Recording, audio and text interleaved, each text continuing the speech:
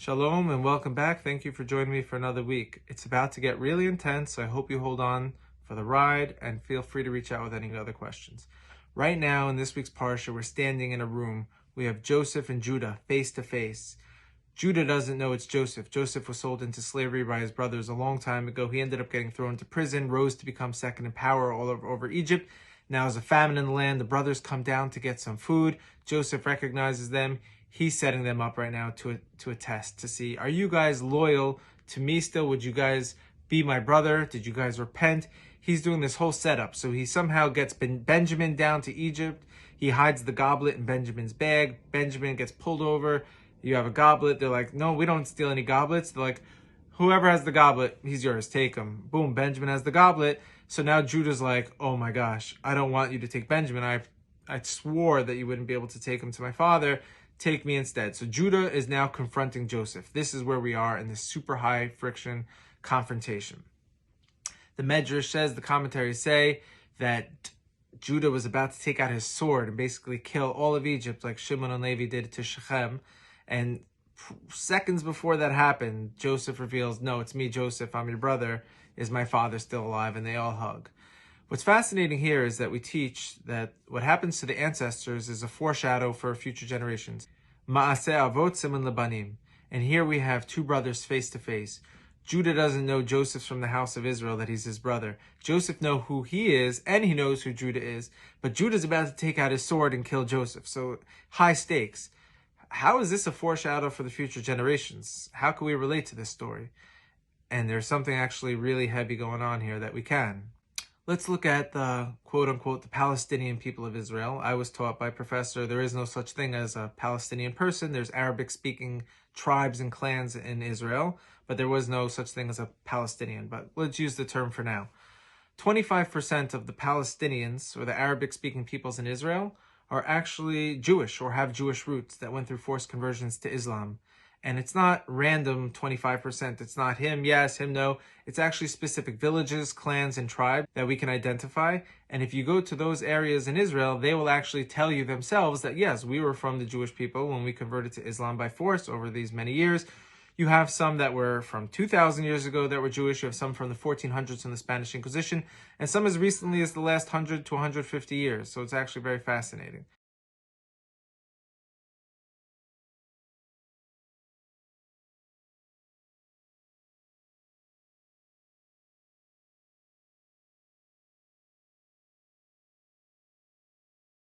זה נכון, זה אמיתי, נכון? כן. כן. לפני 500-600 שנים הייתה יהודים. אנחנו, אבל אני לא אומר כלום על זה. אבא שלי קורא תורה, ביום הדין עושים כיפור, הוא מתפלל, קודם בתורה. Wow. But what's crazy is that the majority or a high percentage of the terrorist attacks, the stabbings in Israel, are actually coming from that 25%, from those Palestinians. This did come to light for many people when Ari Fold was stabbed and murdered. Ari Fold, the brother of Hillel Fold. Hillel is obviously one of the most high-profile leaders of the next generation of Israel. He's a tzaddik, a righteous man. But when Ari was stabbed, it didn't take much investigating to see that his killer came from a village called Yatta. Yatta, if you go to Wikipedia, was historically a Jewish community until very recently. All of the people of Yatta basically come from a few family clans, and they all self-identify as being from the children of Israel. They have family last names, Mahmur, which means winemaker, which you don't see amongst Arab families. It's a Jewish last name. And you even see in the Tanakh, it says that the remnant of the Judeans that were left in Israel by the conquerors 2,000 years ago were left in the hills to become the tillers of the grapes, to help make the wine. So you see a family who have been there for 2,000 years with the last name winemaker who's converted to Islam by force, and they're now predominantly making up the stabbers of the Jewish people. So something is going on. And what I see actually is this scenario of two brothers face to face. You have these people from these villages who know that they're Jewish. Joseph knew he was Jewish, and they know we are.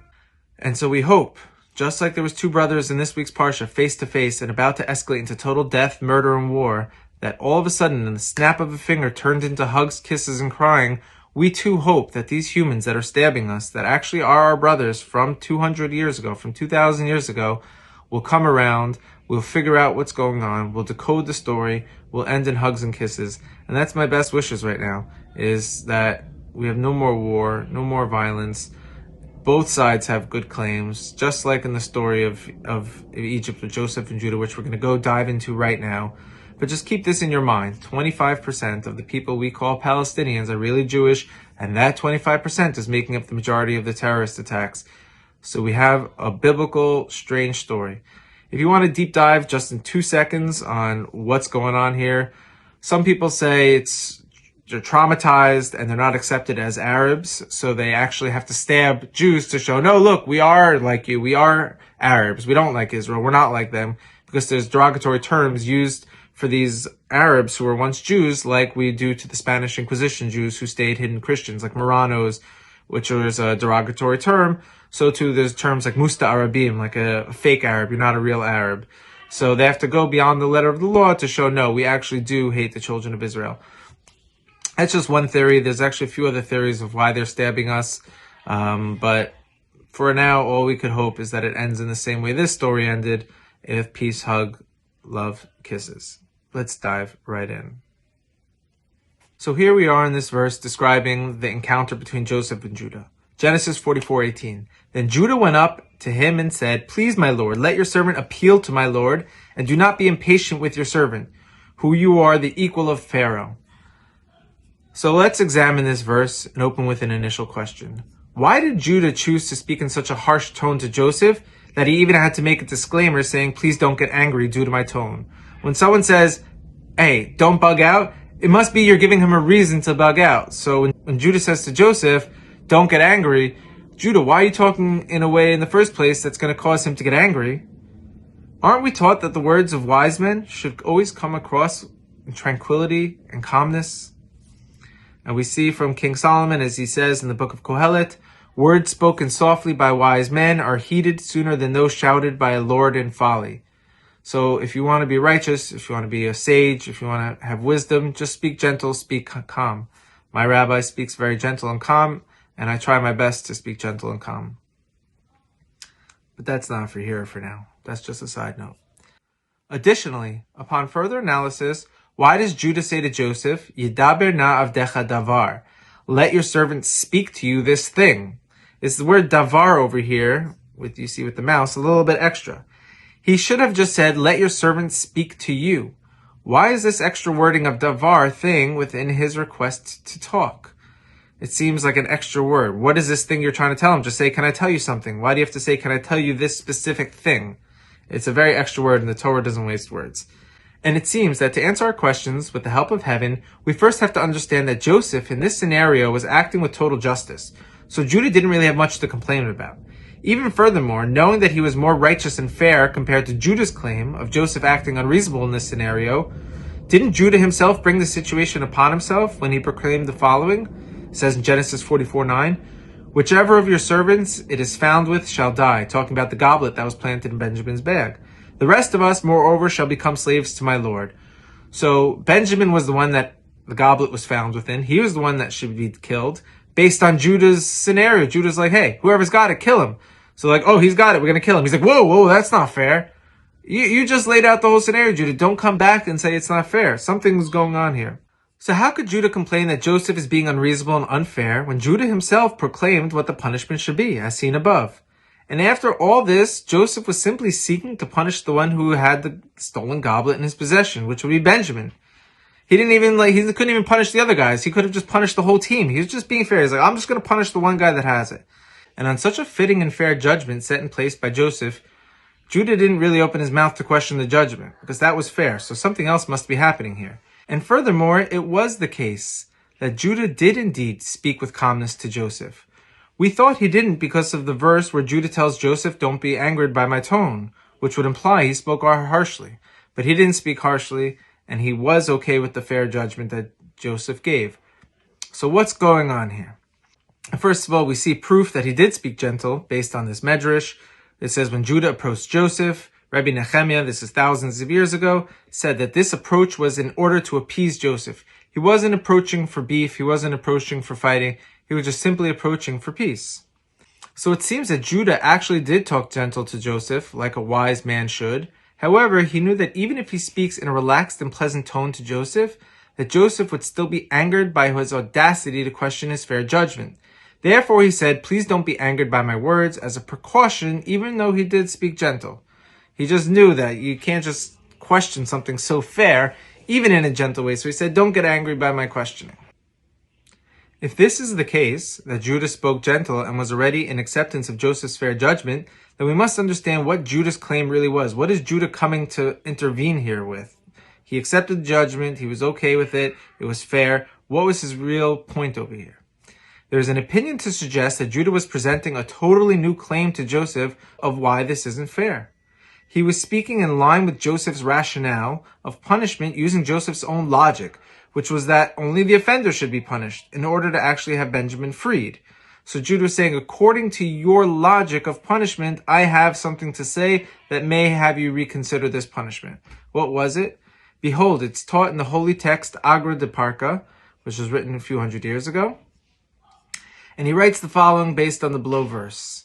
In Proverbs it says, "If there is anxiety in a man's mind, let him quash it, and turn it into joy with a good word." First of all, if we ever have anxiety in our mind, quash it. I love the word that they use here to translate it. Just quash the anxiety. Based on this verse from King Solomon, the sages expound and teach the following. The Gemara explains another verse in Proverbs. If there is anxiety in a man's heart, let him quash it. One said on this, there's a commentator that says, it means he should tell others his concerns, which will then lower his anxiety.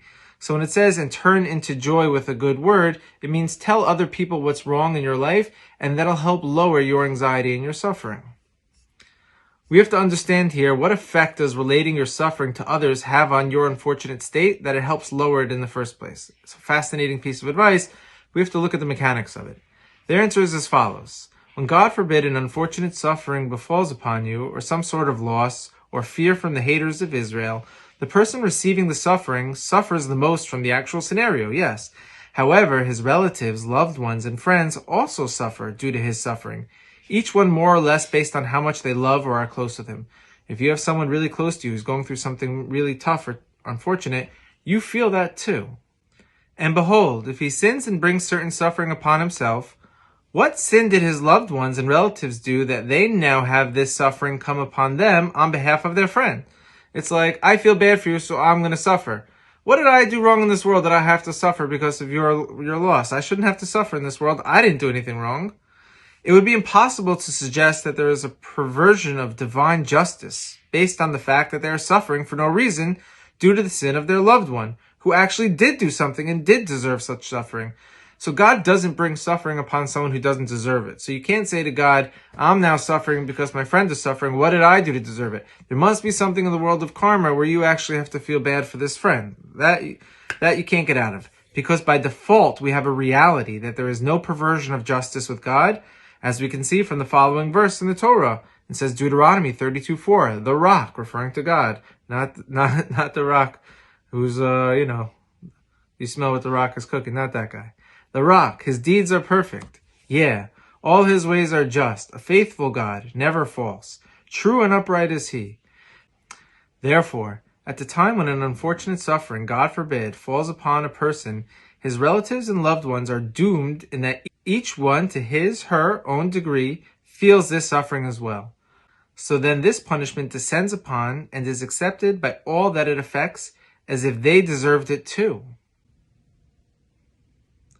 However, if there was someone in his family who really isn't deserving of any suffering from a heavenly judgment perspective, then this person by default will save the original guy who is suffering and deserved it.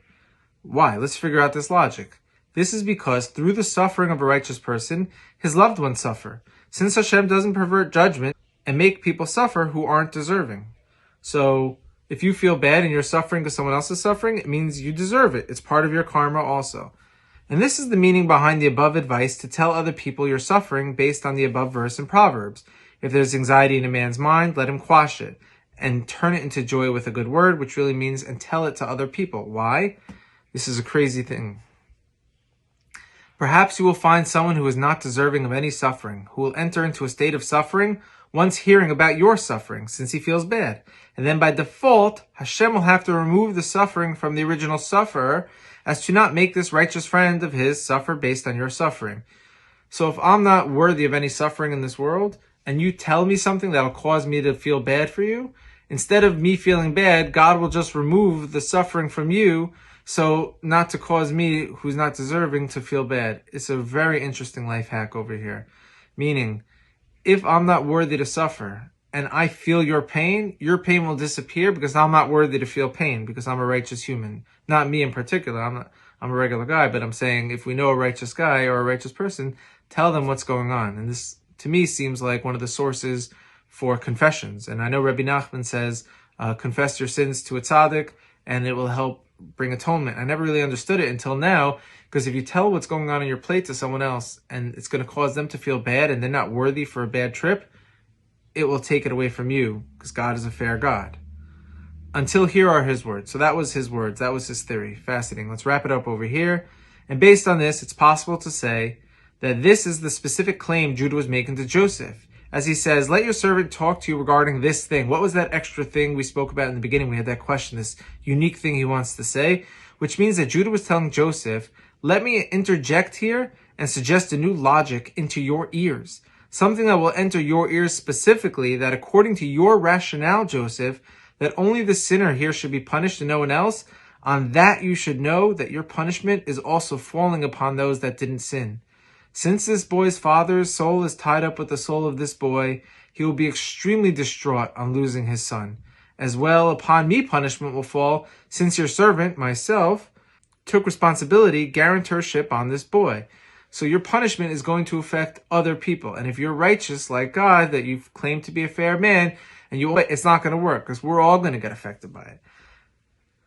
And we wrap up saying this is a correct understanding with the help of heaven. And after weaving this together, the writer of this book says, after weaving this together, I had found something in the same light written in by the first Lisker Rebbe, circa 1850s, in the holy text called Ach Pri Tevuah. So this homegrown thought that was woven together by this Hasidic rabbi based on the sages of Israel, he saw another rabbi wove something together similarly. And this could be one of the greatest life hacks I've ever seen. That if you want to end suffering in your life, or if you want to help your friend end his suffering, just share what's going on in your plate with other people. Don't be locked in your own brain and suffering. Just tell other people, and hopefully that'll somehow, through the metaphysical or the mystical or the scientific world, however you want to look at it, will alleviate your suffering.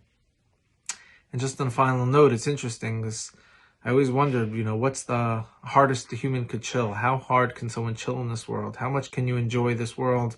And I've come to learn we can never really fully enjoy this world to its maximum ability of being able to be enjoyed until everyone is enjoying, until everyone is chilling.